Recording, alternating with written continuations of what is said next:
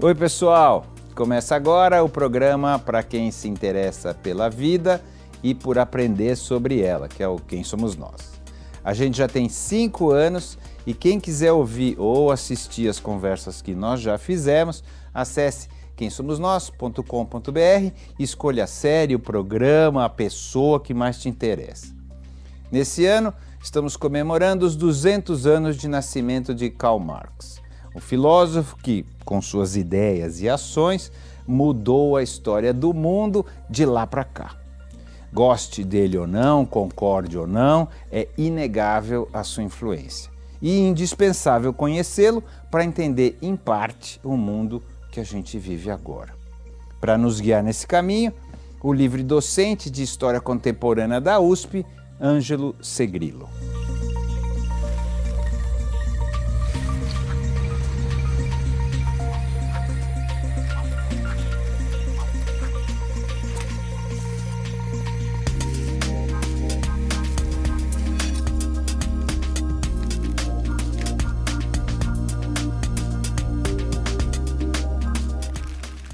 Quem é você? Sou o Ângelo Segrilo, eu sou carioca, vamos dizer assim, porque é uma parte do Brasil, eu nasci, por acaso nasci na cidade do Rio de Janeiro, apesar de ter morado a maior parte da minha vida em Niterói,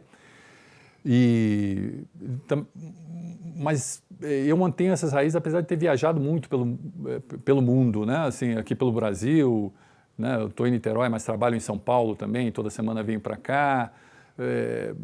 Viajei por muitos países do mundo. Os meus alunos, inclusive, dizem que eu sou um produto da Guerra Fria, né? Porque eu fiz a minha graduação nos Estados Unidos, numa universidade americana, né?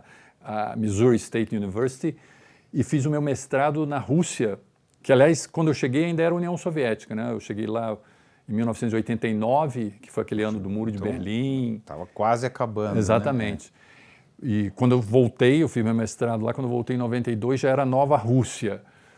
Então, era o Yeltsin, Boris Yeltsin. Isso. Eu cheguei lá, era o Gorbachev, depois virou o Yeltsin, né? Depois veio o Putin. Então eu sou uma pessoa que junta muito essa coisa do global com, apesar de viajar muito, eu sempre voltei muito lá para o meu canto, lá de Niterói, né, específico. Então eu sou uma pessoa que une muito esses extremos. Você se formou em História, não é isso? Você é um historiador, não é? A minha trajetória acadêmica também é muito cheia de meandros, né? A minha graduação foi em Filosofia, como eu falei, nos Estados Unidos, né? O meu mestrado foi em Língua e Literatura Russa, em Moscou, no Instituto Pushkin de Moscou, e o meu doutorado foi em História, na Universidade Federal Fluminense, em Niterói. Tá. Você se considera o quê? Filósofo, linguista ou historiador? Agora, historiador. Né? Assim, no geral, eu me considero meio um pensador, né? E a filosofia foi muito importante na minha formação inicial, porque a filosofia te dá uma visão bem geral, né? Do mundo, dos saberes, né? Um pouco anterior à compartimentalização, à especialização que nós temos. Né? Então, eu acho que essa visão geral inicial foi muito importante. E no meu trabalho como historiador, eu reflito muito isso, né? Eu tenho uma visão um pouco filosófica, né, dos trabalhos que eu faço como historiador. Tá. Nós estamos aqui para falar sobre um programa especial sobre os 200 anos do nascimento de Marx. Você acabou de escrever um livro, uma biografia, não é isso? De Marx. Então, eu acho que nós vamos partir daí. Conta um pouquinho, então, rapidamente, né, óbvio, o nascimento do Marx, onde foi. Uma das coisas que eu estava lendo é que o pai dele mudou de nome, né, por causa da perseguição aos judeus, então o nome Marx é um nome inventado, não é isso? Não é um nome de verdade dele. Então você consegue contar um pouquinho esse começo aí dele? A vida de Marx é muito interessante, né? Eu busquei, a minha especialidade como historiador é a história da Rússia. Mas estudando Rússia, eu também tive, por causa da experiência soviética, né, de estudar Marx e pela filosofia também, eu já tinha muito contato com as teorias de Marx, mas eu não conhecia muito da sua vida, né, especialmente. Em 2017 eu escrevi um artigo fazendo uma grande resenha das biografias escritas sobre Marx até hoje, até o ano né, antes do bicentenário, em 2018, né, do nascimento de Marx. E nessa resenha eu notei que não havia ainda uma biografia stricto sensu, né, baseada em pesquisa em fontes primárias, documentação, por autor brasileiro, na verdade nem por autor latino-americano, né? E eu resolvi então eu escrever essa biografia também. E aí foi muito interessante porque aí eu entrei em muitos meandros da vida de Marx que eu não conhecia antes. Eu conhecia muito da teoria, mas não tanto da sua vida. E eu notei, ao escrever essa biografia, quão importante é conhecer a vida. Uma coisa, a relação entre uma coisa e outra. Exatamente, porque o Marx mudou de ideia, né? O seu pensamento mudou ao longo da sua vida.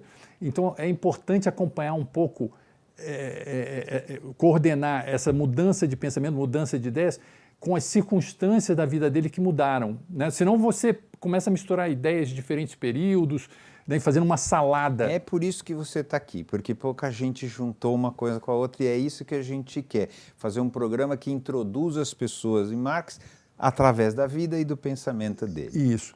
E na minha biografia eu descrevo também o pensamento de Marx ao longo da sua vida, né, mas eu procuro centrar muito na sua vida mesmo, como pessoa privada, como revolucionário, como pensador também, porque essa era a falta que nós tínhamos aqui no Brasil. Nós temos muitos livros sobre o pensamento de Marx, bons livros, escritos por autores abalizados, filósofos, cientistas políticos, historiadores, mas não tínhamos ainda um sobre a vida de Marx, né? Então, tentei centrar muito sobre sua vida. É claro que não podemos ver a vida de Marx sem o seu pensamento, né? Então, e aí eu descobri que a vida de Marx ela é muito rica, ela se dá, você poderia escrever uma novela com a vida de Marx, por exemplo. Então vamos lá, vamos começar. Por exemplo, Marx teve 7 filhos, né? Ou seja, na verdade, sua esposa Jenny pariu 7 vezes. Devido às vicissitudes da vida de Marx, perseguição, pobreza, etc., praticamente todos os filhos morreram na infância, meses, na adolescência, muito rapidamente. Somente 2 filhas conseguiram sobreviver a Marx, né? E a gente sabe que uma das piores dores para um pai, né, é ter que enterrar seus próprios filhos, porque isso não é uma coisa muito natural, né? Então, ele sofreu muito nisso. E as 2 filhas que sobreviveram a ele cometeram suicídio, né? Então, a vida de Marx, na verdade, dá uma novela. Aliás, na antiga Alemanha Oriental comunista, fizeram uma novela com a vida de Marx, com vários episódios, assim como a gente tem novelas aqui, narrando a vida de Marx por causa desses episódios, que dá para fazer uma novela interessantíssima, porque muito cheio de suspense, de tragédia, também muito cheio de comédia. Marx era um cara, não parece talvez até pelas caricaturas que nós temos de Marx, esse estereótipo, né, de Marx como carrancudo, barbudo. Sério? Mas, na verdade, ele era um cara muito brincalhão. E como ele era um cara também muito inteligente, falava várias línguas, muito cheio de cultura, então ele e Engels, por exemplo, na sua juventude, viviam o tempo todo fazendo piadas uns com os outros, um com o outro. Então, tem também muito de humor na vida de Marx, né? E é um humor que vai desde o mais fino, né? Às vezes, quando eles se comunicavam e não queriam que as suas mulheres, eles falavam essas piadas de baixo calão, né, que os jovens homens costumam fazer entre si, e não queriam que suas mulheres ouvissem, né, ou as crianças. Então, eles apelavam para diferentes línguas, falavam em francês, em russo, em várias outras línguas, e faziam piadas com o alemão antigo, né, poetas satíricos pornográficos dos séculos atrás. Então era muito engraçado ver a comunicação entre eles, desde esse humor mais refinado até o humor mais baixo calão, estilo Caceta e Planeta, né? No meu livro eu tentei explorar também esse lado, que é pouco conhecido, do humor de Marx, o estilo completamente de baixo calão também, o humor, né? Então tem esse aspecto na vida dele de tragédia, de humor, né? Eu procurei explorar essa faceta pessoal e também toda a faceta da sua vida como revolucionário, né? Na sua origem, ele era de uma família de origem judaica. Agora, é muito classe média, não é isso? Classe média, exatamente. Alta, podemos dizer assim? Mais classe ou menos. média, Tá. nem rica nem pobre, né? O seu pai era advogado, conseguiu com muita dificuldade ser advogado, porque havia muitas restrições aos judeus. Agora, uma coisa que é importante notar, Marx era judeu de etnia. Ele nunca, em nenhum momento, desde o seu nascimento, foi judeu de religião, porque um ano antes dele nascer, Marx nasceu em 1818, né, e por isso 2018, 200 anos, um ano antes, o seu pai tinha se convertido do judaísmo ao protestantismo, né, que era uma forma de se proteger, porque ele era advogado e estava voltando várias restrições aos judeus, e ele perderia o seu posto governamental. Foi aí que ele mudou de nome, não é isso, o pai do Marx? Exatamente. Então, somente notando isso, Marx ele nunca chegou a ser judeu, mas apesar de vir de uma família que tinha tradições, muitos rabinos na família de Marx, tanto pelo lado do pai quanto da mãe, né? Mas ele foi batizado, inclusive, né, mas era fake isso, não era? Como? Era fake, quer dizer, era uma maneira da família não ser prejudicada, não era uma questão de fé. Não, exatamente, foi uma questão muito prática do seu pai. Objetiva, é falar, vou mudar de nome, que é um nome judaico, isso. Vou chamar não sei o que Marx, tá certo? Isso. Meu filho não pode parecer judeu, mas isso é para sobreviver. Isso, foi uma decisão muito prática. Agora, para o pai de Marx, o nome dele era Heinrich Marx, esse não foi um passo muito difícil de dar, porque mesmo quando ele era judeu de religião, ele era mais formal. É como muita gente no Brasil, por exemplo, católico que não frequenta. Quando muito vão à igreja, mas não é uma coisa internalizada. Ele sempre foi muito secular, mesmo naquela época. Então, para ele não foi tão difícil. Quer dizer, na verdade, foi difícil, porque principalmente para a mulher dele, para a mãe de Marx, que era muito mais pia, né? Então, não foi tão difícil fazer essa transição. Essa mudança. Tá, e aí nasceu, né? Isso. Então, Marx nasceu nessa família de classe média, nem rica, nem pobre. Teve uma infância feliz, né? E talvez uma das razões é que a religião não teve um peso muito grande em Marx, né? Ele só se tornaria ateu posteriormente, né? Aos 19, 20 anos de idade. Mas ele também, a religião também, mesmo quando ele se converteu ao protestantismo, não era muito forte. A família sempre foi muito secular, muito ligado ao iluminismo. O pai dele lia aqueles pensadores iluministas. Então, não houve muita influência da religião. Ao contrário de Engels, por exemplo. Engels, que teve um pai pietista, né, muito religioso, e Engels, até se sair da religião, se tornar ateu, ele sofreu muitas crises de consciência, né, na sua adolescência, enquanto jovem. Já Marx não teve esse peso, né? E por isso talvez a transição para o ateísmo para ele foi mais leve, já não tinha esse ponto. O seu lar sempre foi muito secular, né? Ele era, parece assim, um estudante ok até um determinado momento, né? Isso, e depois virou um vagabundo número 1. É isso? Ou pelo menos é assim que as pessoas colocam. Tem várias. Ele na escola ele quando se formou ele era o oitavo da sua turma, então não era o que tirava sempre notas mais altas, apesar de ser um bom aluno, não era só razoável, ele era um bom aluno. Agora deve-se notar que ele era o mais jovem da sua turma, ele era 2, 3 anos, os seus colegas geralmente eram 2, 3 anos mais velhos do que ele, então isso talvez conte um pouco, né? Então,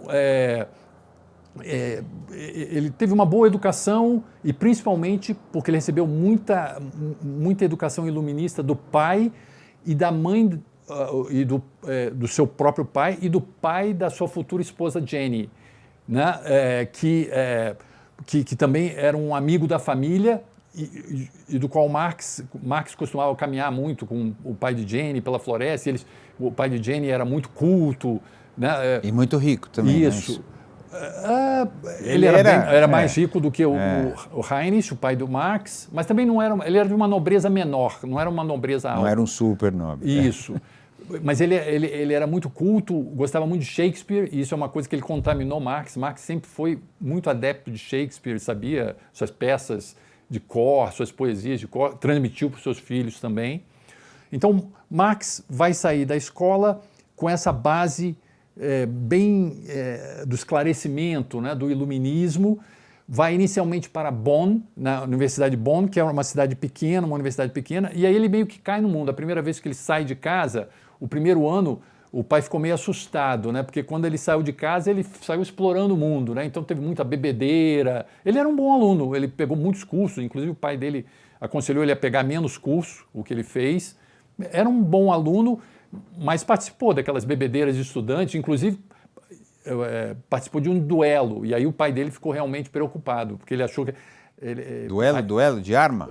Não, duelo de sabres. Né? E aí sofreu um ferimento no supercílio. Ele ganhou ou perdeu?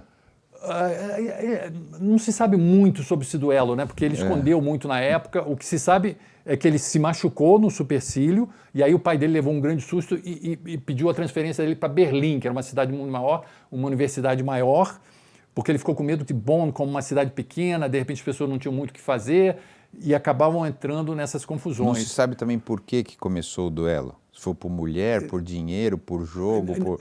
Normalmente é mulher, dinheiro, jogo, essas coisas, né? Esse é um episódio meio obscuro na vida de Marx. Né? Não há muitas fontes primárias concretas. Mas como foi contra alguém do chamado Borussia Kors, porque em Bonn havia clubes dependendo da origem de cada pessoa. Né? Então, por exemplo, o Marx participava do clube de Treveris, a cidade Trier, em alemão, né? Trier, o clube do pessoal que vinha da cidade dele. E ele teve um duelo com alguém que era da Borussia, chamado Borussia Kors, né? Que era de outra região da Alemanha.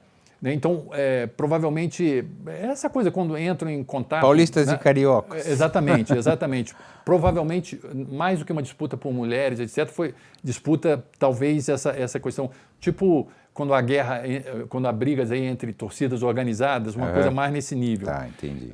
Por causa da região geográfica, estudantes diferentes. Aí o pai dele falou, não, sai daí antes que você morra. Ele achou que em Berlim, uma cidade bem maior, uma universidade bem maior e com mais coisas culturais, ele talvez, né, ficasse mais sério nos estudos. O pai dele queria que ele fosse advogado também. Ele entrou para estudar. Para ser advogado. Para ser advogado. Ele realmente se tornou mais sério nos estudos, mas infelizmente para o pai, ele começou a se interessar cada vez mais por filosofia, deixou muito de lado os estudos também continuou os estudos de direito. E tem quantos anos aí nessa época? De 19 para 20. Tá. Né? Ele entrou na universidade em Bonn em 1835, ficou lá um ano, em 1836 foi para Berlim, e em 1841 não é que ele tenha se formado na universidade, na verdade ele foi meio que jubilado, porque naquela época você podia fazer só 5 anos na universidade. Mais do que aquilo você tinha que pedir uma permissão extra, etc. Mas aí Marx não pediu essa permissão extra, porque na época tinha uma outra especificidade. Você poderia fazer um trabalho de doutorado, enviar para uma universidade ou defender em uma universidade, e aí você entraria direto, mesmo que você não tivesse um diploma de graduação, você já viraria doutor. Viraria doutor. Né? E foi isso que ele fez. Ele escreveu um trabalho, né, e enviou para a Universidade de Iena. Né? Ele não fez em Berlim, porque em Berlim era mais caro, teria que fazer defesa presencial, defender, né, junto a outros professores. E em Berlim, naquela época, em 41, já estava virando um ambiente muito conservador. Né? O hegelianismo estava perdendo força e outras correntes ideológicas mais conservadoras estavam tomando conta. Então ele preferiu fazer em Iena, que era uma universidade mais liberal, era mais barato e não tinha defesa presencial. Né? E aí ele foi aprovado, e aí ele obteve, então, o título de doutor sem ter tido... Ele cursou, né? Mas não tem o diploma. Não tem o diploma, não teve o diploma de graduação. Ele tem o conhecimento, mas não tinha o diploma. Era uma espécie de doutorado direto. Né? Hoje nós temos doutorado direto, a pessoa entra no mestrado, mas pode entrar no doutorado direto, que ele já sai com um diploma de doutor. Né? Ali foi um doutorado direto desde a graduação. De um no outro, Exatamente. Em filosofia, certo? Em filosofia. A ideia dele, ele saiu da advocacia, foi para a filosofia. O pai não chegou a lamentar, porque o pai nesse processo tinha morrido, né? Em 38 tinha morrido, então o pai não chegou a ver ele ter mudado de campo, né? Em vez de ter uma carreira como advogado que seria mais sólida, né? Para o pai, ele disse que tentaria ser professor universitário, né? Quando ele estava começando a querer mudar de campo. E realmente era uma possibilidade, mas logo depois, era uma época em que, como eu falei, havia um fechamento com o novo imperador, né? O Guilherme IV, e aí se fechou a possibilidade de ele se tornar professor, praticamente não havia, porque nesse meio tempo ele tinha não só, quando ele foi para Berlim, ele se tornou hegeliano, né? Ser hegeliano não teria problema, porque o hegelianismo naquela época estava dividido no hegelianismo de direita, que tinha uma visão mais conservadora, e o hegelianismo de esquerda, que aí já estava começando a se tornar mais radical, né? Com o tempo, Marx vai cair de cabeça no hegelianismo de esquerda e se tornando um dos mais radicais hegelianos de esquerda. E aí ele perdeu a possibilidade, se ele fosse ainda hegeliano de direita, talvez ele pudesse conseguir um posto na universidade. E o que significava ser hegeliano de esquerda? Hegel foi um filósofo que marcou muito a Alemanha, né, na primeira metade do século XIX. E é um pensador muito complicado, né? E aí é tão complicado para os próprios alemães. Para começar pela linguagem. Mesmo os alemães têm dificuldade de decifrar Hegel com a sua linguagem. Em português, eu acho que é quase impossível, lendo em português, você conseguir entender tudo de Hegel. É preciso ler no original, porque tem muita sutileza para os próprios alemães, quanto mais você traduz. É como se fosse poesia. E, simplificando demais aqui, né? Claro. Hegel era um pensador que ele era um pensador muito ligado à racionalidade, né? E ele tem aquele famoso dito, né? O que é real é racional, simplificando aí a tradução do dito. O que é real é racional e o que é racional é real. Isso aí pode se dar a várias versões, né? Há várias interpretações. Uma muito conservadora, que é o seguinte: se o que é real é racional, então o que nós temos no momento é o melhor que nós podemos ter. Então é a defesa do status quo. Que é o conservador, no Exatamente. caso. Era o hegelianismo de direita, que achava que o que a Alemanha tinha tido ali era o ápice que se podia chegar, né? Aquela forma monárquica que eles tinham naquele momento, né? Já o hegelianismo de esquerda tinha uma outra visão disso. O Hegel, mais jovem principalmente, depois ele foi se tornando mais conservador. Quando veio a Revolução Francesa, ele saudou muito indiretamente a Revolução Francesa. Ele acha que isso trouxe um progresso, né, para a história da humanidade. Então, esses hegelianos de esquerda, que também são chamados de jovens hegelianos, eles recobravam esse Hegel mais jovem, mais progressista, como eles chamavam, né? Então, eles enfatizam muito a questão da racionalidade e fazem uma leitura do real não com o que é presente, mas um real, porque Hegel também trabalhava com a dialética. A dialética é uma coisa que enfatiza muito a transformação, o movimento, né? Tese, antítese, síntese. Exatamente. As coisas estão sempre em movimento, elas não são estáticas. Então o real não pode ser visto de maneira estática pelos hegelianos de esquerda, né? Então o real pode sempre ser aperfeiçoado e aquele estado de coisas que, obviamente, tinha muitas deficiências, poderia ser melhorado para se tornar mais racional, né? Marx entrou por essa visão e aí fechou suas portas a possibilidade de se tornar um professor. Os hegelianos de direita ainda tinham chance. Mandavam. Exatamente. Então, quando ele se formou em 1841, ele saiu procurando em que campo ele poderia trabalhar, né? E aí ele entrou no jornalismo. Ele começou a escrever artigos para um jornal chamado Gazeta Renana, que era um jornal que tinha sido criado naquele ano mesmo por membros de uma burguesia liberal, né, aberta, que inclusive queria transformações na Alemanha ali, no mínimo em direção à monarquia constitucional, estilo Inglaterra, né? Lembrando que Marx ainda não era comunista nessa época, né? 1842 para 1843. Ele era, vamos dizer, um democrata radical. E aí ele foi jornalista. Em outubro de 42 ele se tornou editor-chefe desse jornal, a Gazeta Renana, e aí ele lutava pela democracia.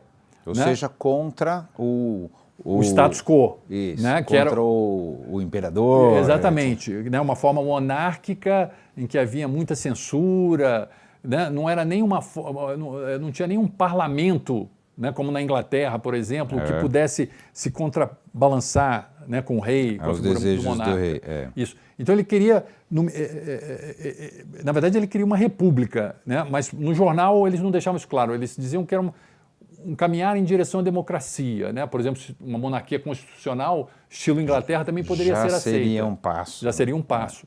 Né? Mas mesmo isso foi muito radical para a época, o jornal era muito censurado, né? E no final o jornal foi fechado, né? Em 1843, em março de 1843 foi fechado. E aí Marx achou que na Alemanha não tinha condições de fazer, com aquela censura, não havia condições de fazer um trabalho jornalístico sério. Ele ficou sem emprego também, né? Isso. E sem clima para continuar também, não é? E ele ficou também muito desapontado. Ele achou que com o trabalho dele de jornalismo ele poderia de alguma maneira influenciar naquele processo, mas ele viu que com toda aquela censura, né, com todas aquelas amarras, isso na verdade não seria possível. Né? Então ele decide emigrar.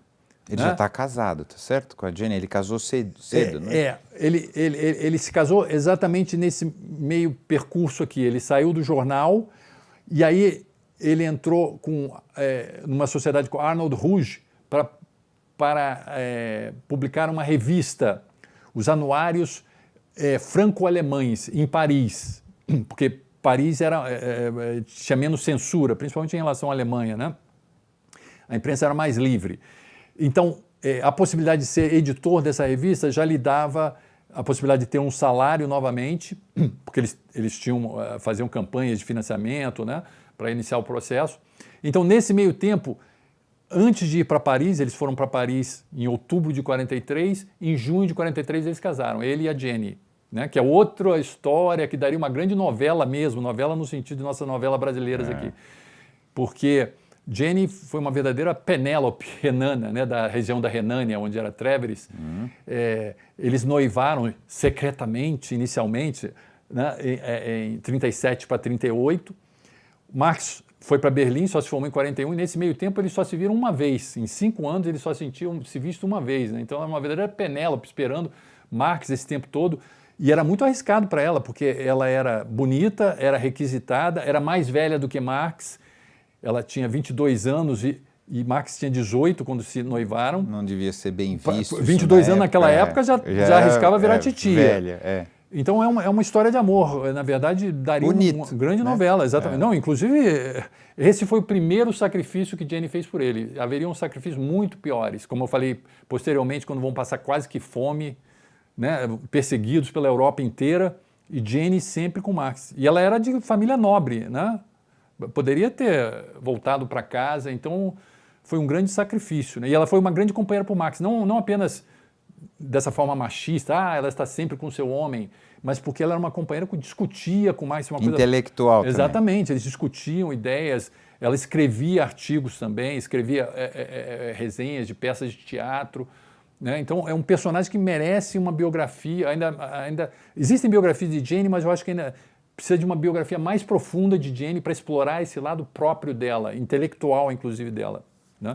Então, foram para Paris. Mas isso é no futuro. Ela é um pequeno sacrifício, ela ficar 5 anos sem ver, praticamente somente uma vez.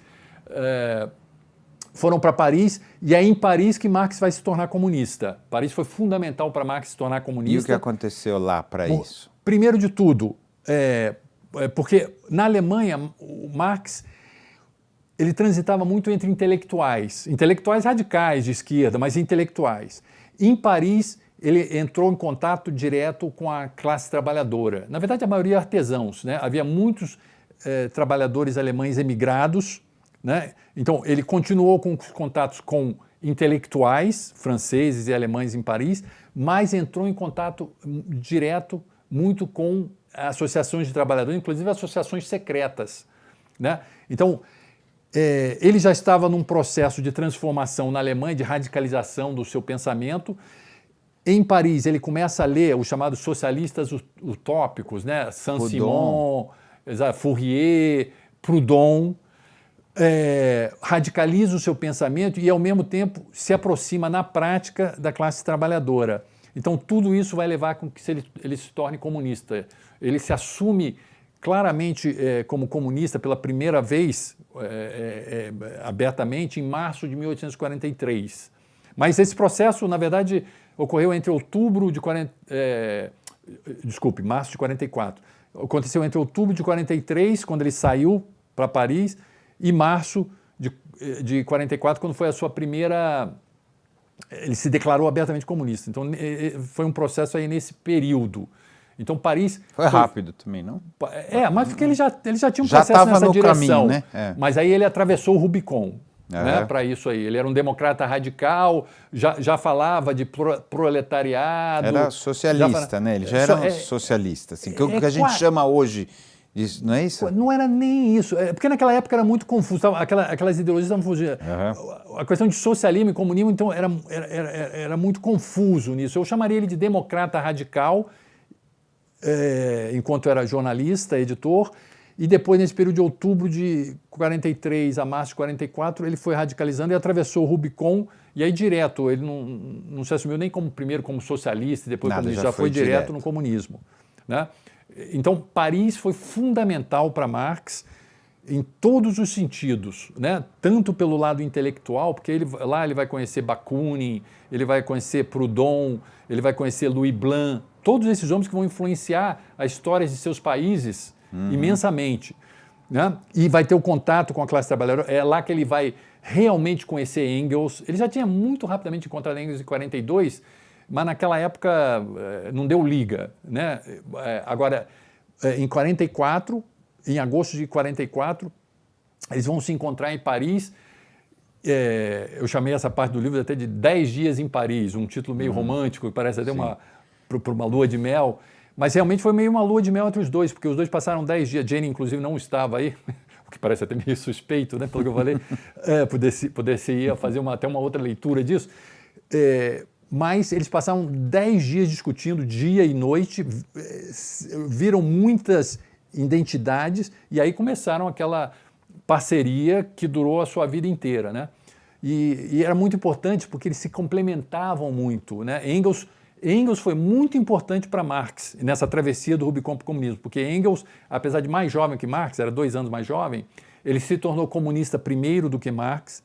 Ele já tinha, enquanto Marx ainda não tinha nem publicado nenhum livro, Engels publicou livros antes. Engels tinha um contato com a classe trabalhadora muito antes de Marx, muito mais direto, porque o pai de Engels era um fabricante de tecidos. Então, desde pequeno, Engels conhecia a classe trabalhadora, né, do seu pai diretamente. Claro. Né? E quando ele se radicalizou... Os empregados do pai. Exatamente. Quando ele se radicalizou, ele passou a frequentar esses meios diretamente, né? Ele teve uma namorada quando foi depois para a Inglaterra, ele namorou, depois virou sua amante, esposa, Mary Burns, que era operária, que ele saía do trabalho. Na Inglaterra ele era burguês, né, que ele trabalhava isso é lá na frente ainda, depois da Revolução de 48. Ele trabalhava na fábrica do pai e à noite era uma vida dupla. À noite ele ia pelos bairros operários com a Mary Burns, né, conhecendo. Então isso foi muito importante para Marx, porque Engels também era uma pessoa mais prática, pragmática. Marx tinha um pensamento mais abstrato e às vezes ele era meio aluado. E muitos desses livros... Dizem muito desorganizado, não é isso?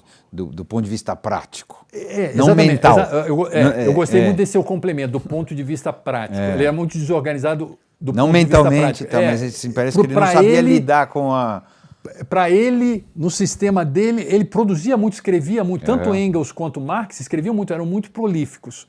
Mas enquanto Engels escrevia dentro dos prazos que eram dados, Marx, às vezes, produzia obras-primas, mas que era para ser um pequeno panfleto e, de repente, ele fazia um livro, que lá na frente vai ser uma coisa que valeu aqueles 2 anos que ele escreveu, mas que deixava todo mundo de cabelo em pé, os outros que estão dependendo da publicação, etc.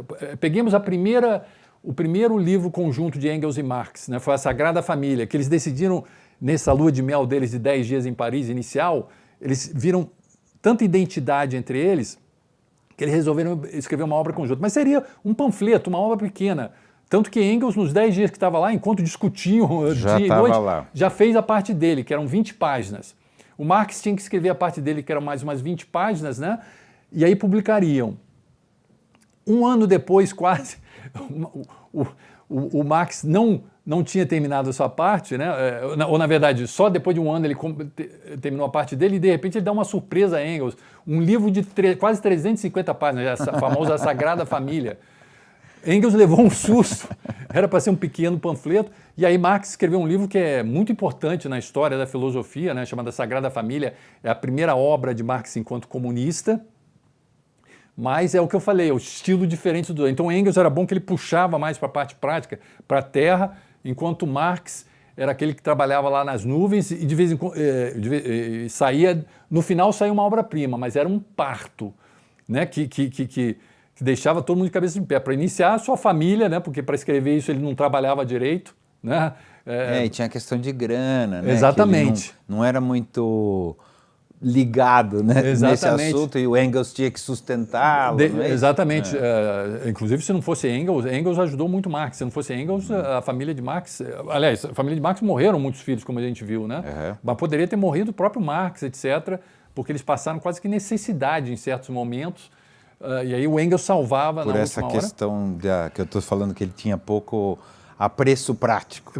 Pois é, entre os biógrafos, né, há uma grande discussão, né, essa questão um pouco sobre a vida de Marx. Seria Marx um grande egoísta, né, que deixou seus filhos morrerem enquanto ele ficava lá trabalhando, em vez de buscar um emprego regular? Dá uma aflição mesmo nisso aí, né? Exatamente. Você fala, pô...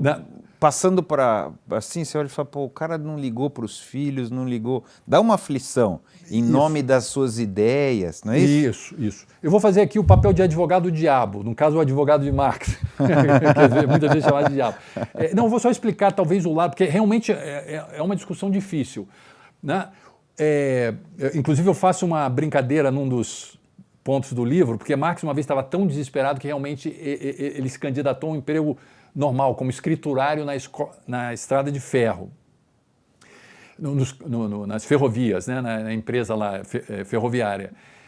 Não deu nem para começar, porque a caligrafia dele era tão ruim que nem aceitaram a candidatura dele por causa da caligrafia. Ninguém conseguia entender. E aí eu coloquei uma piada, ou pelo menos eu acho engraçado, não sei se meus leitores concordam, né, dizendo, calma, meus leitores, não precisa se preocupar, porque Marx não foi aceito devido à sua caligrafia e o mundo não se arriscou a perder as futuras obras-primas de Marx, como Capital, etc., em troca dele se tornar um escriturário para o resto da vida. Né? Então, tem esse lado. Né? Imaginemos que Marx tivesse... Posso fazer um paralelo? Claro. O Einstein foi trabalhar num negócio de patente para pagar a conta. Isso. E não deixou de ser brilhante e não deixou de fazer as coisas. Eu sei que é chatíssimo fazer esse tipo de paralelo. Exatamente. Mas é só para lembrar também que eu acho teve gente que conseguiu ele também fazer... passou necessidade, isso. Tá certo? Assim, mas não no nível do Marx, mas ele também ficou ali. Também não era um cara, parece, no começo, muito organizado nessa questão financeira, mas, de alguma maneira, assumiu uma responsabilidade frente... Né? Isso. Tem outros problemas lá, o Einstein também com a família, com os filhos e tal, como o Marx teve também. Ele teve um filho fora do casamento, né?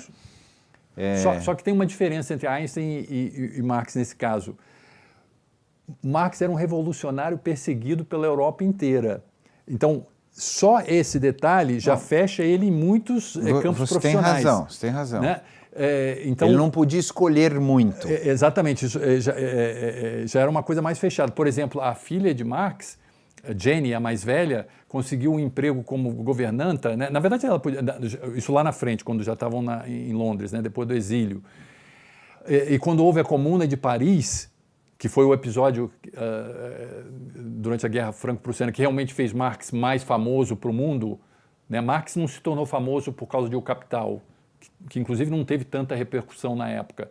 Ele se tornou muito famoso quando houve o episódio da Guerra Franco-Prussiana e da Comuna de Paris. Que durou pouquinho, né? Que durou pouco, mas que ficou como um símbolo do radicalismo na Europa.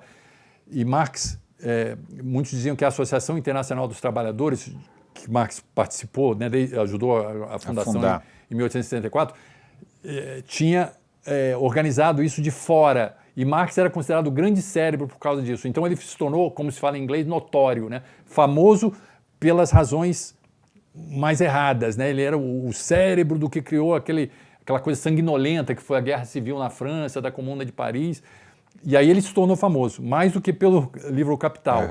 Né? Então,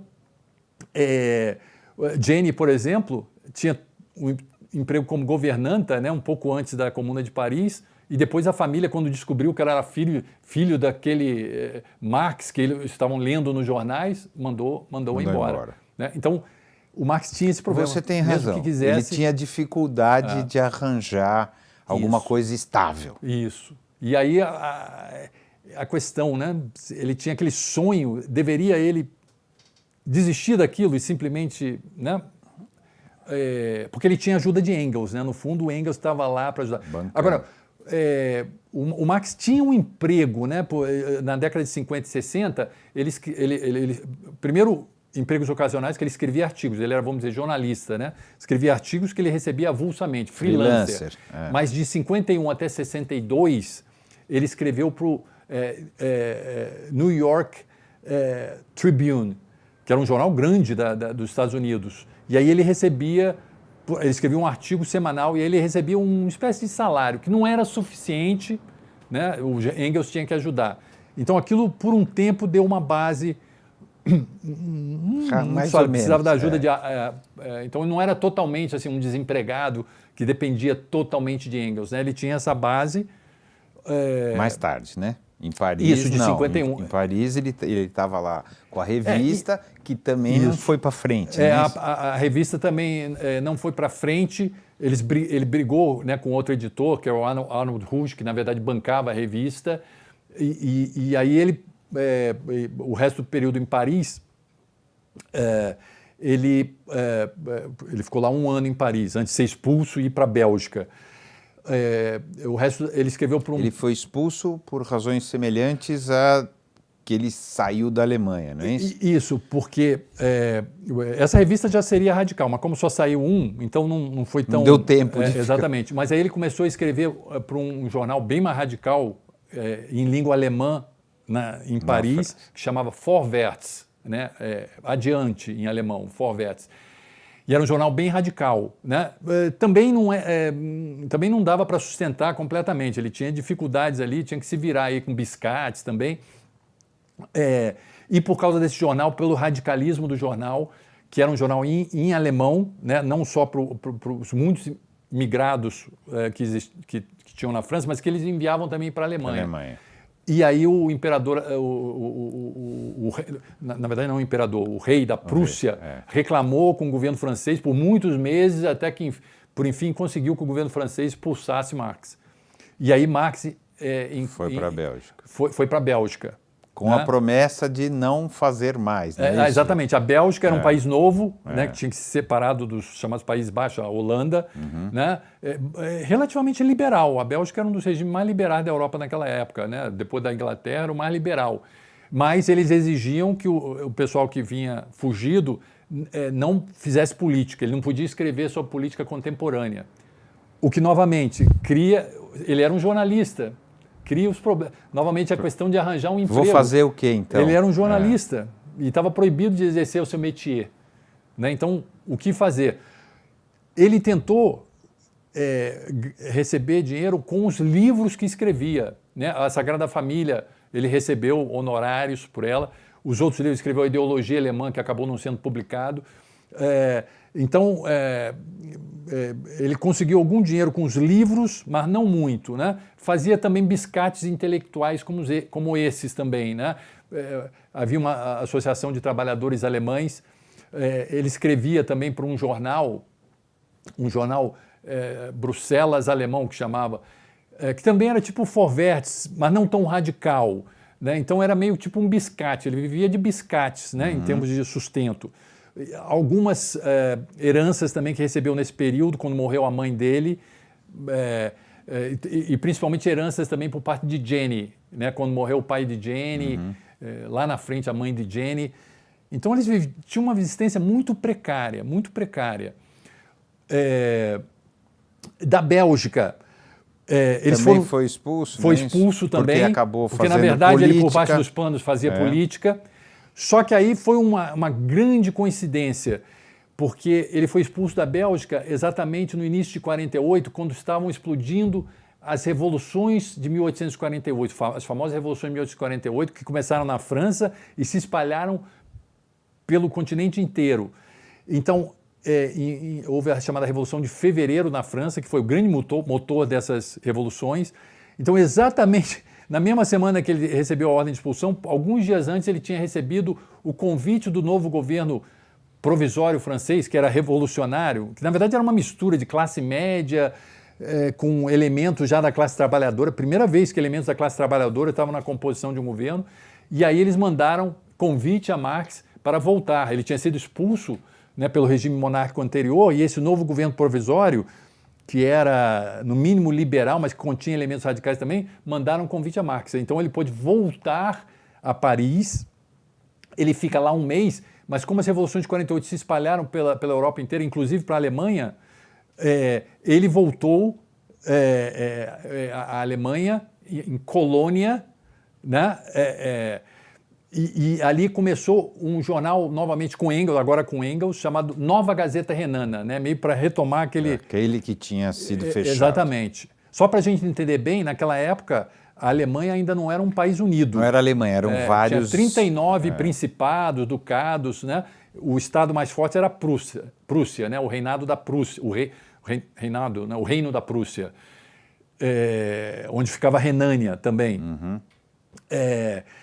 E aí ele vai passar todo aquele período das revoluções de 48, né, que vão durar de 48 até 49, aquela efervescência, tentando novamente influenciar, né? A Nova Gazeta Renana também não era um jornal comunista, era um jornal que ele chamava até o órgão da democracia, né? Que era um jornal que queria uma transformação da Prússia e dos estados alemães em direção a uma maior democracia, né? E aí o jornal também era mais heterogêneo, então ainda não sabia o que seria aquela democracia. Seria meramente uma monarquia constitucional, né? Se dependesse de Marx especificamente, seria uma república, né?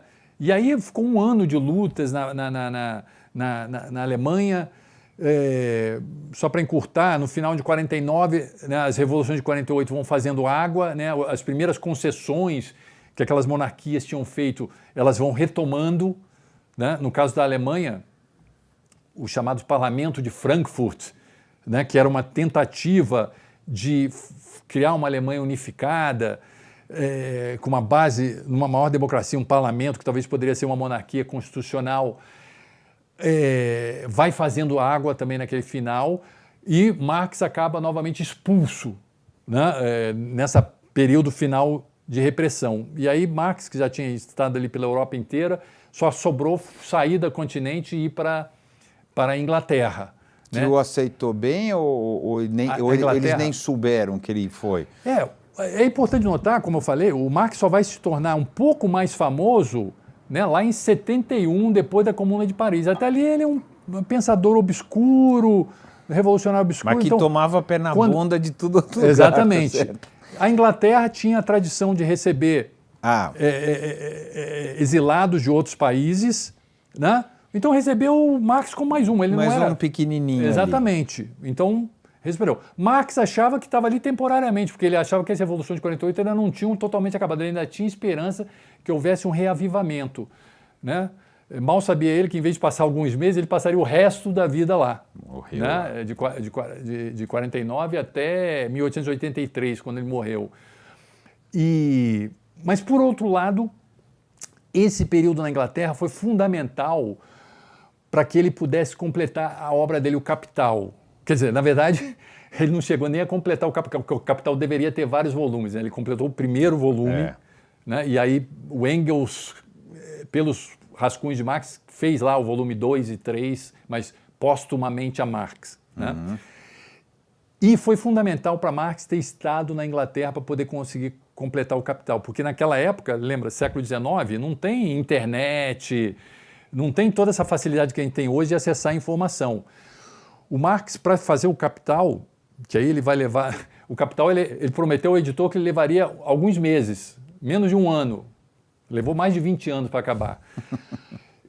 E para acabar o Capital, ele fez uma pesquisa monstruosa. Não, e lá é onde aconteceu a Revolução Industrial, né? Exatamente. É lá que as coisas estavam acontecendo. Era o grande império, além da Inglaterra ser onde o capitalismo estava mais desenvolvido, ele poderia estudá-lo in loco, a Inglaterra tinha a Biblioteca do Museu Britânico. Isso era fundamental. A Biblioteca do Museu Britânico na verdade, é mais do que, eu ia falar, a Library of Congress, a Biblioteca do Congresso Americano, que é a maior biblioteca do mundo. Atualmente. Né? Eu, quando fazia pesquisa sobre a Rússia, em Washington, era como se eu estivesse na Rússia. Eles tinham todos os livros russos, em russo, códigos de leis da União Soviética da década de 30. Eu podia ler tudo aquilo lá, em russo, os originais. A Biblioteca do Congresso Americano é um mundo. A Biblioteca do Museu Britânico, naquela época, era mais do que a Biblioteca do Congresso Americano hoje, porque a Biblioteca do Congresso Americano tem concorrência de biblioteca de outros países, nacional de outros países, assim, que não chegam nem perto, mas são muito boas, na Alemanha, na Inglaterra, etc. Naquela época não existia nada comparado à Biblioteca do Museu Britânico. E principalmente literatura econômica, eles tinham tudo. Então, sem querer, Marx aportou no lugar certo. Sem querer, porque ele não queria ficar na Inglaterra, ele queria voltar na Alemanha. Acabou ficando lá, mas aí foi fundamental. Né? Ele virou, passou a década de 50, que foi uma década muito morna, né? Porque aquele fervor revolucionário da década de 1848 tinha... Na década de 50, o capitalismo tinha recobrado. As revoluções de 48 aconteceram depois de um período de crise ali, que o auge foi em 47. Né? Depois de 48, 49, a partir de 49, 50 em diante, o capitalismo voltou numa ascensão de novo naquele ciclo. Foi um novo ciclo, né? Todo mundo conhece, dos anos 50 e 60. Do século XIX. Do século XIX. Né? Parecido os nossos anos 50, 60 da década do século XX, né, que foi o capitalismo bombou nessa época, foi até chegar novamente a uma crise em 1873. Então, esse período de seca, o Marx se fechou, não participou tanto de política, etc., e se fechou lá na biblioteca, virou como se diz em inglês, uma fixture na biblioteca. Eles usam muito essa expressão. Ele é uma fixture aqui na nossa biblioteca, quer dizer, ele é um móvel aqui na nossa biblioteca. Tanto que hoje... um dos lugares turísticos de Londres é o local onde Marx sentava. Eles têm lá a cadeira, a mesa preservada. E, com um certo atraso de 20 anos, ele conseguiu pelo menos o primeiro volume do Capital, que deve muito a essa pesquisa, todo esse material que ele tinha no Museu Britânico. Então, isso foi muito importante para ele. Né? Só encurtando um pouco a história dele, então... Os anos 50, que foi de baixa em períodos revolucionários, estava uma maré, né? Então o capitalismo, vamos dizer, estava bombando nessa época, o capitalismo da época. Marx passa estudando a maior parte desse período. A coisa ele só vai recobrar o seu envolvimento revolucionário maior, apesar de manter correspondência esse tempo todo, a partir de 1864. Né? Dois grandes destaques na década de 60. 1864 e 1867. 1867 porque ele lançou o Capital, finalmente, com algum atraso. Agora, como eu falei, mais importante para Marx ser conhecido pelo mundo inteiro, mais do que o lançamento do Capital, que foi muito ignorado na época, né? O Capital se tornou famoso posteriormente, né? Exatamente. Foi 1864, quando houve a fundação da Associação Internacional dos Trabalhadores, da qual Marx participou. Porque a Associação Internacional dos Trabalhadores, você já tinha sindicatos naquela época, mas os sindicatos eram sempre ou locais ou no máximo nacionais, e não havia muita conexão entre os trabalhadores, conexão formal, organizada. Havia algumas sociedades secretas, mas aí, até por serem secretas, não tinham muita influência, havia muito sectarismo nessas sociedades secretas. A Associação Internacional dos Trabalhadores foi a primeira tentativa de uma organização internacional aberta que congregasse a classe trabalhadora. E, em grande medida, eles conseguiram. E Marx foi fundamental nesse processo. Né? A Associação Internacional dos Trabalhadores realmente era de trabalhador, não havia muitos intelectuais. Né? Marx era um dos poucos entre eles. E ele foi fundamental, né? Ele recebeu o meio título de o cérebro por trás da AIT, da Associação Internacional dos Trabalhadores, depois. Né? E a Associação Internacional dos Trabalhadores realmente foi muito eficiente. Eles organizaram, eles eram uma associação muito flexível, né? Era mais como um fórum de coordenação. Né? Só que era um fórum de coordenação muito flexível. Um dos problemas que havia na época, por exemplo, se fazia uma greve, E naquela época não é que nem hoje, que as fronteiras são fechadas, etc. As pessoas iam de um país a outro muito facilmente. Então, quando havia uma greve, eles importavam, às vezes, trabalhadores de outros países para substituir os grevistas, né? E a Associação Internacional dos Trabalhadores coordenou, fez aqueles auxílios de greve, né? Esqueci o nome agora em português, comitês de solidariedade que mantinham os trabalhadores de um país por um tempo, né? Com a ajuda dos outros, e tentava impedir também que trabalhadores de outros países viessem aqui. Para que a greve tivesse eficiência. Então, os fabricantes dos diversos países passaram a ter um grande medo da AIT por causa disso, porque eles estavam conseguindo fazer. Conseguiam manter as greves por longo tempo e conseguiram muitas concessões nessa época, em termos de diminuição de horas de trabalho, etc. Então foi muito eficiente, né? Isso foi até um auge, até o momento em que houve a Guerra Franco-Prussiana, né? Em 1870-71, guerra entre a França e a Alemanha, vamos dizer, em que aí houve um auge, porque aí houve o episódio da Comuna de Paris. Depois que a França foi derrotada, Paris se levantou em rebelião, se recusou a aceitar o que o governo francês estava aceitando, a derrota para a Alemanha, Prússia. E criaram um governo que se propunha a ser um governo dos trabalhadores, né? Seria o primeiro governo dos trabalhadores na história, né? E realmente conseguiram por 2 meses. É claro que foi uma tentativa completamente caótica em termos de guerra, etc., mas foi uma coisa que assustou as classes dominantes completamente pela Europa, né? A primeiro momento em que os trabalhadores conseguiram formar seu próprio governo, e de uma maneira muito radical e revoltosa, né? Então isso criou uma reação conservadora. Uma certa violência tinha também. Com violência também, porque aí houve uma guerra civil na França. A Comuna de Paris foi atacada pelo resto do governo francês. Então o governo francês dizia que aqueles eram rebeldes que estavam derramando sangue de irmãos. Então, os jornais propagavam muito isso, eram rebeldes que estavam lutando contra os próprios franceses, né? Irmão contra irmão. E essa visão negativa foi comprada por muito grande parte do público europeu, né? E aí, quando houve a derrota da Comuna de Paris, Marx escreveu um panfleto famoso, A Guerra Civil na França, muito famoso. Inclusive, Marx se tornou famoso muito por esse panfleto, porque os seus livros até ali, incluindo o Capital, não tinham vendido muito. Só que esse panfleto vendeu muito, porque muitas organizações de trabalhadores pagaram pela... Né? Então, teve uma tiragem inicial de 30 mil exemplares. Marx nunca vendeu 30 mil... As tiragens do livro de Marx eram como os meus livros hoje, que são muito especializados, 1.000 exemplares no máximo, uma tiragem... Né? 30 mil exemplares era um best-seller para a época, né? Então, atualmente também é. Isso. Então, Marx se tornou famoso, primeiro com esse panfleto, mas também porque os governos europeus todos acusavam a AIT de ter, e erroneamente, hein, porque a Comuna de Paris era muito heterogênea, os marxistas eram minorias ali, a maioria era de anarquistas, prudonistas, né? Mas os governos centrais... Ele levou a fama de ser o cara. Exatamente. E ele ficou o que em inglês se chama notório, né? Em inglês a palavra notório significa uma má fama, né? Em português não tanto, mas em inglês... Então ele se tornou muito notório, né, pelo público da Europa inteira, porque os governos acusavam ele, erroneamente, na verdade, de ter sido... corretamente de ter sido o cérebro por trás da AIT, porque realmente ele era o cérebro, né? Era o principal pensador da AIT. Erroneamente pela Comuna Mas erroneamente de Paris. achar que a AIT tivesse controlado, não tinha, e que o Marx fosse indiretamente o cérebro por trás da Comuna de Paris. Mas isso o tornou famoso, né? Quer dizer, bem mais famoso do que antes. Antes ele era conhecido nos círculos de esquerda, radicais. Então foi aí que Marx se torna famoso, não com o Capital. O Capital só viria a se tornar famoso posteriormente.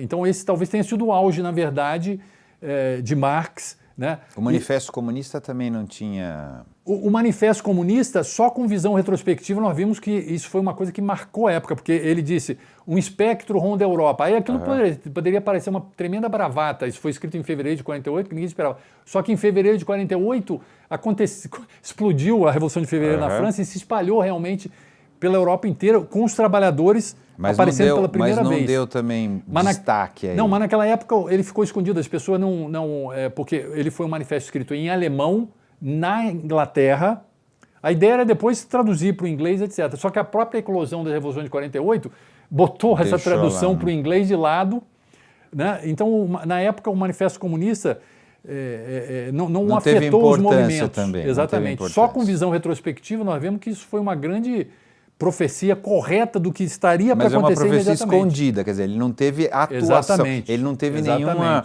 importância real no momento. Exatamente. Bom, então estamos lá na frente, exatamente. Ele começou a ficar mais conhecido. Isso, então esse foi o auge, né? Foi o auge da AIT também, mas aí foi o início do declínio da AIT, porque aí a própria AIT foi se dividindo entre aqueles que eram a favor do que a comuna foi, que foi a forma mais radical, né? A AIT não era toda comunista nem marxista, era muito heterogênea. Talvez pudesse dizer que a maioria dos trabalhadores fossem socialistas ali, mas muitos seriam um socialismo bem moderado, né? E aí a AIT rachou, houve o Congresso de Haia em 1872, e que aí houve a guerra entre os marxistas e os anarquistas, né? Marx contra Bakunin. E aí a AIT praticamente foi, em 76, ela foi formalmente dissolvida, mas já não tinha muita força. Desde 72 a 76, foi transferido o Conselho Geral para os Estados Unidos, aí ficou... né?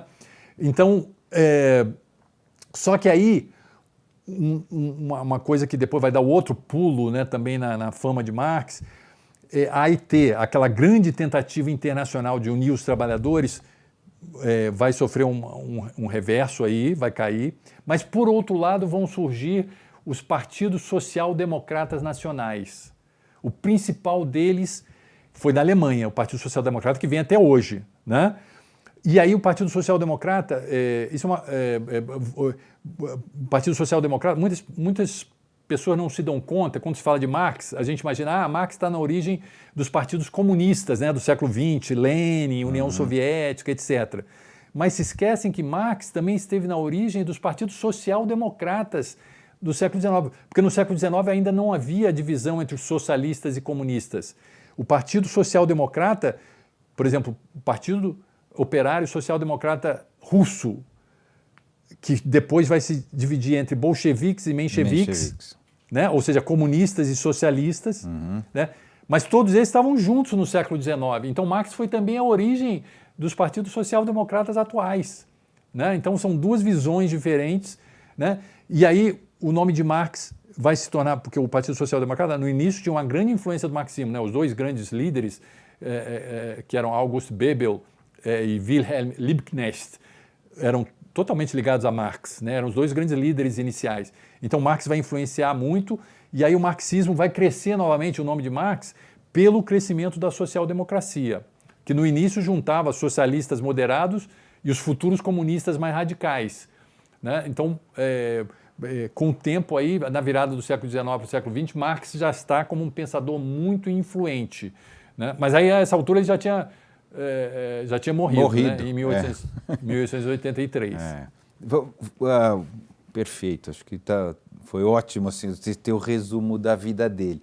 Vamos fazer um resumo então das ideias dele no tempo da vida.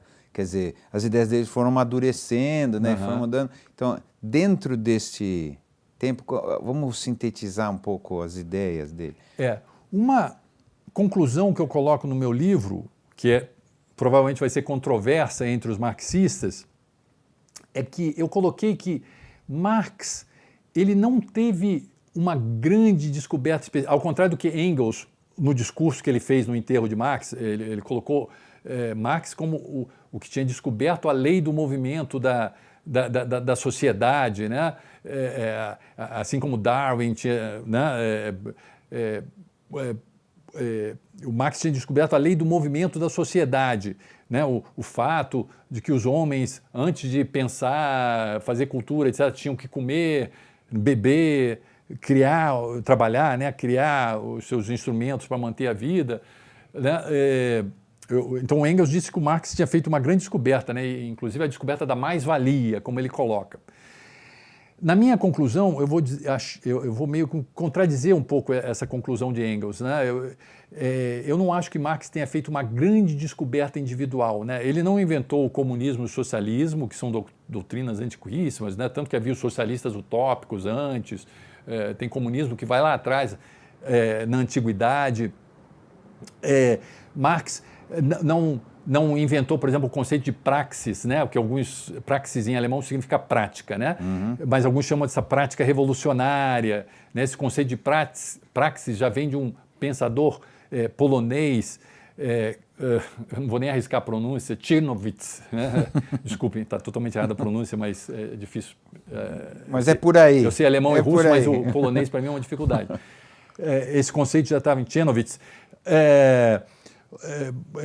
Marx não inventou o ateísmo, que é uma doutrina também, que vai desde a Índia Antiga, Carvaca, né, a escola Carvaca. Não inventou o materialismo, né, novamente, que já vem lá desde a Índia Antiga. Então, o que eu acho que o Marx fez, ele juntou vários desses, e nem mesmo a mais-valia, e essa eu concordo que é discutível, né, porque Marx criou um conceito de mais-valia. Eu acho que ele aperfeiçoou, porque já havia...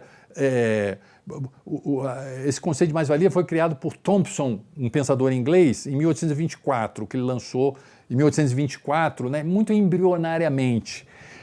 A ideia de que o valor daquilo que você produz e o valor que fica com o capitalista, essa diferença... Exatamente, porque aquela ideia... Isso aqui é o valor do trabalho, né? Exatamente. Isso aqui é o valor de venda, essa diferença aqui. Exatamente. Né? Essa teoria... o Marx também não inventou a teoria do valor-trabalho, que já existia em Ricardo antes, né? E aí havia essa discussão. A teoria do valor-trabalho diz que as mercadorias... o valor das mercadorias é a quantidade de trabalho nelas contida, né? A teoria do valor-trabalho. Mas se as mercadorias se vendem por seu valor, quantidade de trabalho nelas contida, de onde vem o lucro? De onde vem, se as mercadorias são vendidas pelo seu valor e uma é vendida em troca de outro, de onde vem o lucro? Né? O capitalista paga pela matéria-prima, pelo trabalho, né, pelo trabalhador, pelas etc. Horas, Tudo etc. isso tem valor. Ele paga por tudo isso. Depois ele vai vender um produto que é o agregado de tudo isso. Né? Por um preço muito maior. Só que ele vai... Não, pois é, na prática ele vende por muito maior, mas como ele pode vender se as mercadorias se trocam pelo seu próprio valor? Né? Alguém pode dizer, não, mas ele pode enganar o consumidor, aquela coisa do espertinho que vai vender por preço mais alto. Mas aí a concorrência vai acabar, ele vai vender por preço maior, o outro vai vender por preço maior mais justo. Então, de onde vem essa coisa extra que Thompson chamou de mais-valia? Né? Então, havia umas teorias embrionárias sobre isso. E Marx, na verdade, ele vai fazer uma teoria mais completa, mas ele não inventou a mais-valia, nem mesmo a mais-valia, na minha opinião. Isso é discutível, né? Mas vamos colocar. Então, qual o valor de Marx? O valor de Marx, eu acho o seguinte, ele pegou vários desses insights, deu contribuições importantes em cada um deles, e juntou, mas mais do que isso, juntou tudo isso numa teoria, num sistema, sistematizou tudo isso, num sistema de transformação na sociedade e uma transformação na direção socialista. Ele vai explicar por que existem tendências nessa direção e por que o proletariado é que vai ser o grande agente nessa direção. Nós podemos até discordar dessa sua teoria, mas ela é bem construída. Né? Existe uma biografia que foi lançada há pouco tempo, em alemão, ainda só tem em alemão, que se chama Karl Marx, Der Unvollendete, em alemão, de um autor alemão de 2017 chamado Jürgen Neffe. Marx, Der Unvollendete, em alemão, quer dizer Marx o incompleto, ou a tradução em inglês é melhor, Marx the Unfinished. Né? Ele põe esse título porque ele acha que Marx não acabou o Capital, né? Então tem muitas leituras que são possíveis a partir daí. Mas essa biografia é interessante porque ele explica as ideias de Marx, mas em vez de dar os exemplos de Marx que Marx dava da época dele, ele dá tudo exemplos do século XXI. E é muito bem feita essa biografia, porque realmente você pensa, parece incrível. Funciona. Quando ele descreve a teoria da alienação de Marx, questão da mais-valia, criação de de necessidades não necessárias, né? Produtos que não são necessários, mas que as pessoas passam a ver, fetichismo da mercadoria. Ele dá os exemplos de hoje, parece que está descrevendo, ele está defendendo a atualidade do pensamento de Marx. Então, foi muito bem feito. A gente pode discordar, o que eu estou querendo falar é que, na verdade, é um sistema muito bem montado, né? É que tem gente que diz que é um sistema determinista, vamos dizer assim, né? Ou seja, que o mundo estava destinado, que talvez seja o que muita gente coloca, talvez a maior falha, né? Assim, isso. Que já existia, então, um caminho feito e que aquele seria o caminho, não é isso? Isso. Existem leituras, essa é uma crítica dentro do próprio marxista, porque existem leituras mais deterministas e leituras menos deterministas do marxismo, né? Existem algumas teorias, né? A teoria do empobrecimento crescente da classe trabalhadora. Alguns leem isso em Marx, né? E principalmente a teoria da tendência da taxa de lucro a cair com o tempo, né? Então, essa é uma discussão técnica complicada, mas que leva a crer, então, que a queda do capitalismo é uma coisa inevitável, né? Essa é uma leitura que alguns fazem, né? Alguns marxistas. Então, se ela é inevitável, você não precisa fazer força, ele vai cair de maduro em algum momento. Só que essa é uma discussão complexa, né? Porque o Marx até... E aí, por isso que o Jürgen Neffer chama de Marx o incompleto, porque como ele não terminou o Capital, no terceiro volume do Capital ele estava começando a discutir essas questões. O Marx vai discutir exatamente essas coisas, que na verdade essa tendência da taxa de lucro cair, né, é uma tendência. Existem também contratendências, né? O capitalismo tem sido cíclico também, né? Isso. E o empobrecimento da classe trabalhadora, ela pode ser lida de uma maneira relativa e não no sentido absoluto, que o trabalhador está piorando desde o século XIX, né? Um empobrecimento relativo. O que não é verdade, porque ele tem melhorado na média, tá certo? Exatamente. Mas a diferença... Mas relativamente. Relativo aos... E novamente, vamos ao século XX aqui. A gente sabe que está havendo uma grande concentração de renda no mundo, né? Os 2% maiores, eles têm muito mais do que no meio do século XX.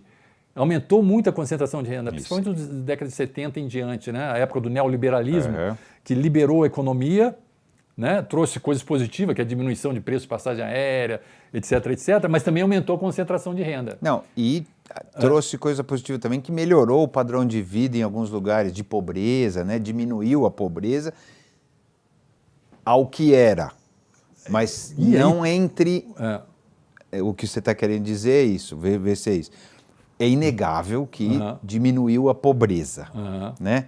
A questão aumentou também a distância entre quem é pobre e quem é rico. Isso. O rico ficou muito mais rico e o pobre ficou um pouco menos pobre. Não é isso? Isso, apesar de que essa é uma discussão complicada, né? Quando o neoliberalismo fala que a pobreza foi um dos grandes responsáveis pela diminuição da pobreza foi a China, né? Que tirou uma quantidade imensa, 700 milhões de pessoas, e aí deu uma diminuição na percentagem mundial. Né? Então, a ironia, um país socialista que não responsável... Que não é. Aí temos uma outra socialista é um outro discurso, mas é socialista no papel, tá certo? Aí há controvérsias, que talvez não caiba aqui, né?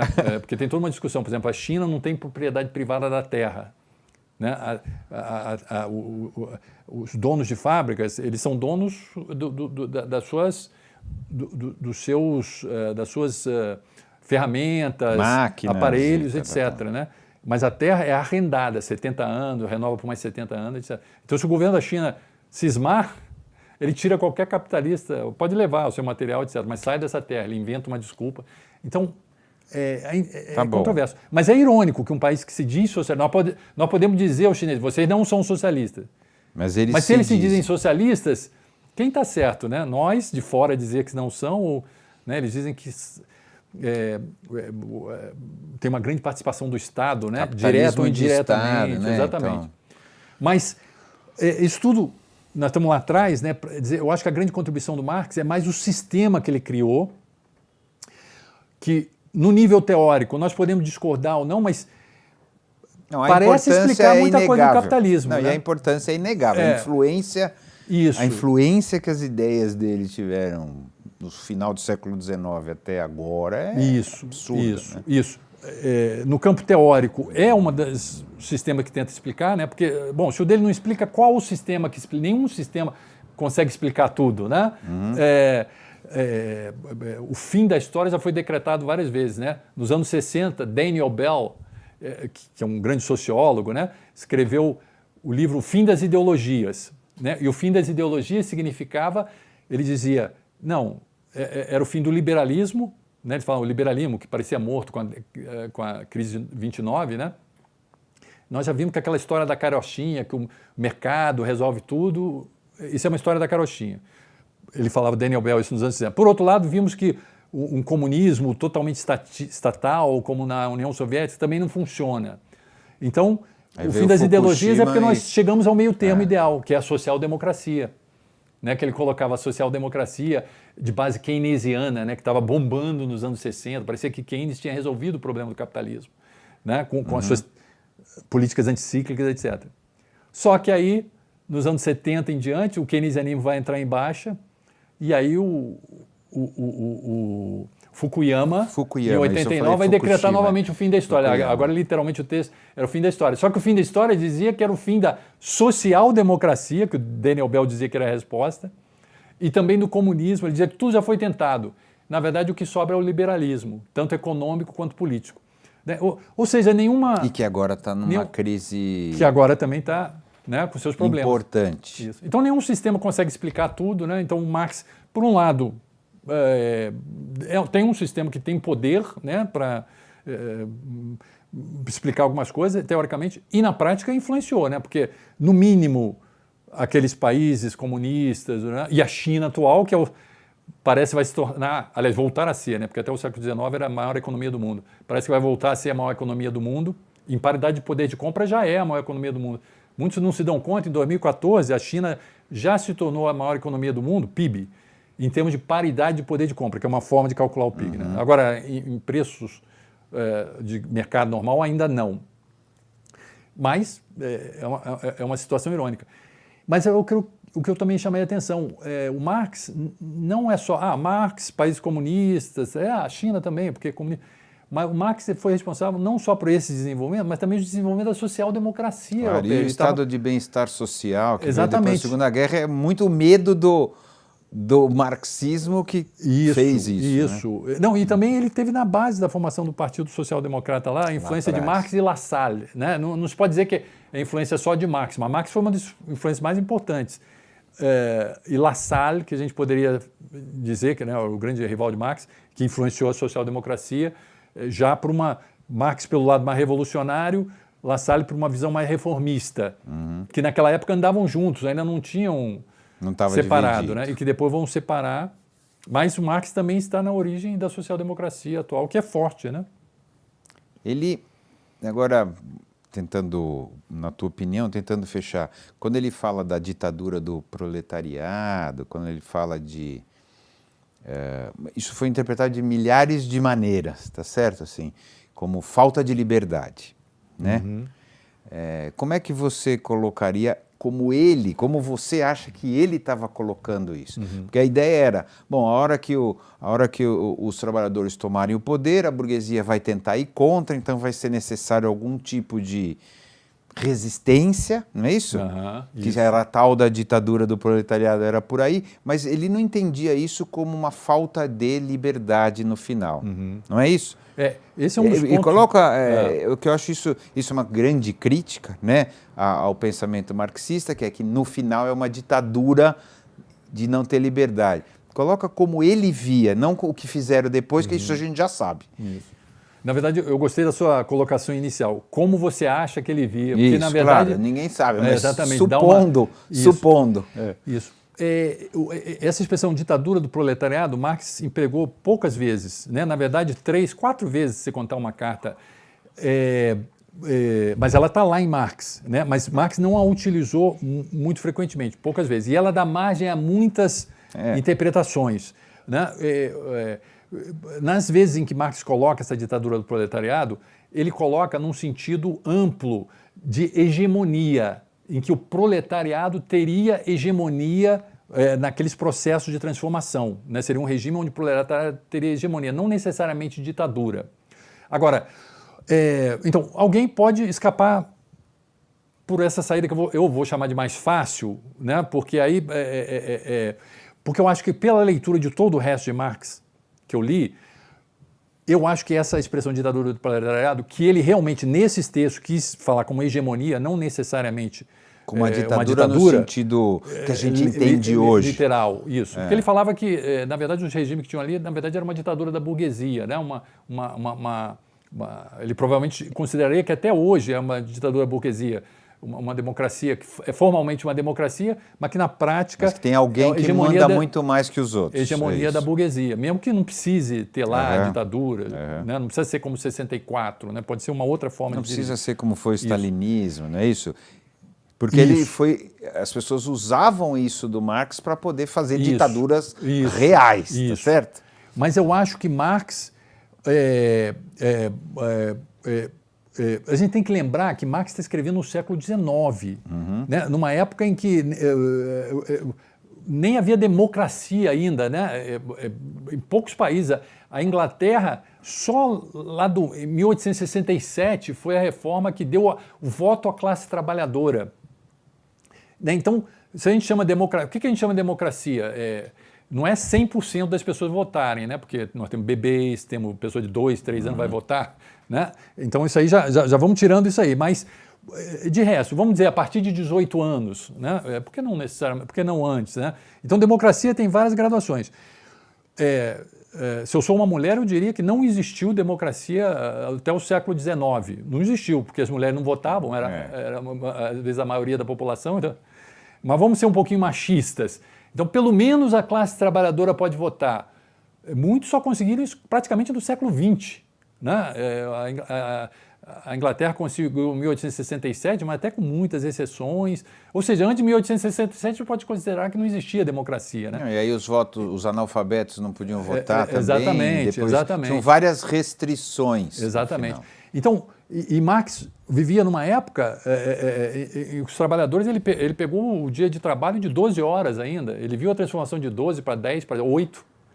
Né? Então, é um capitalismo de muita exploração. E, na minha leitura de Marx, de outros textos, eu acho que ele defenderia uma ditadura mesmo, uma tomada revolucionária pela força, a violência como parteira da história. Porque ele acha que não é a violência pela violência, ele não prega isso como Sorel, por exemplo, que defendia o sindicalista, que defendia o poder purificador da violência. Na verdade, Marx preferia que não houvesse violência, mas ele dizia que, na prática, ele sabe que,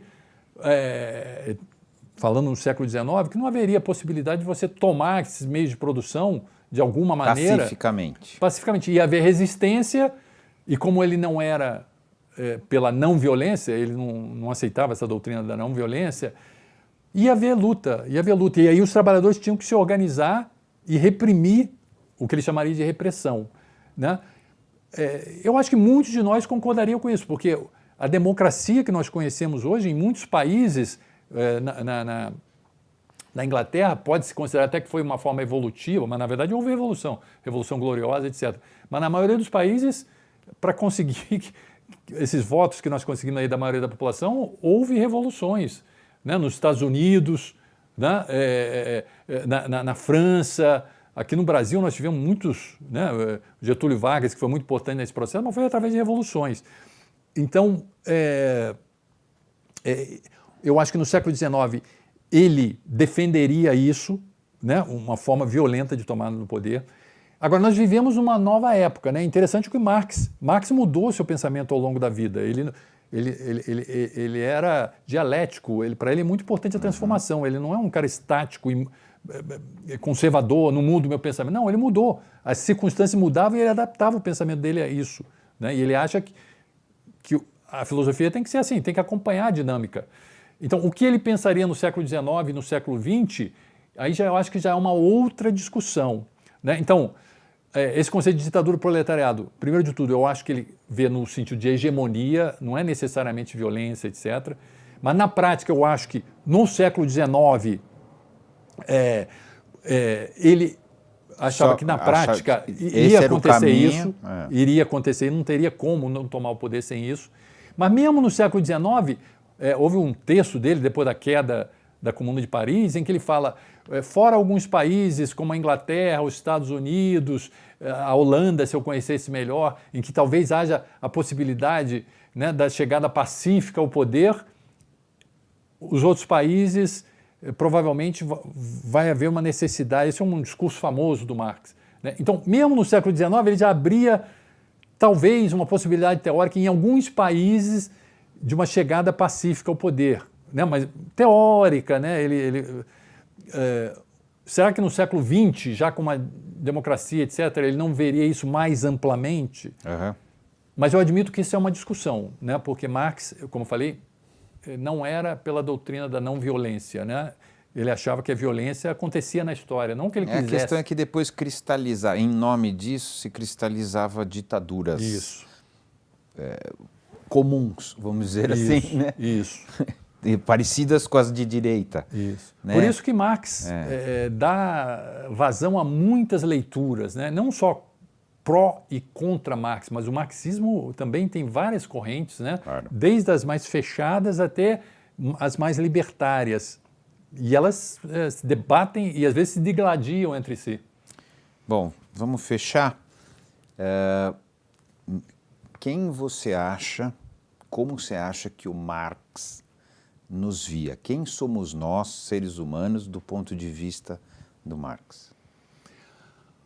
Ele acha, eu acho que ele consideraria, até porque o início da sua crítica começou com a crítica da religião inicialmente, que era tentar centrar no homem, né? É uma crítica que ele chamava de antropológica, no homem como o centro do universo do homem, né? Então eu acho que a humanidade ele veria como o centro do universo humano, né? A gente tem que olhar não para hipotéticos deuses, né? Deuses personificados, mas também deuses fetichizados, né? Como a mercadoria, o dinheiro. O dinheiro é quase que um deus para algumas pessoas. Elas mudam completamente a vida delas, até se violentam em relação a isso. Então, contra tudo isso, eu acho que o Marx, com a sua teoria, criou uma teoria da gravidade, do magnetismo do homem se voltar para si mesmo, né, para as suas necessidades e de uma maneira altamente filosófica, né, tentando romper todos os véus que o impedem de ver a si mesmo, todas as barreiras, né, que vêm de fora, que vêm da religião, que vêm do sistema político, econômico, para que ele possa se ver a si mesmo. Boa!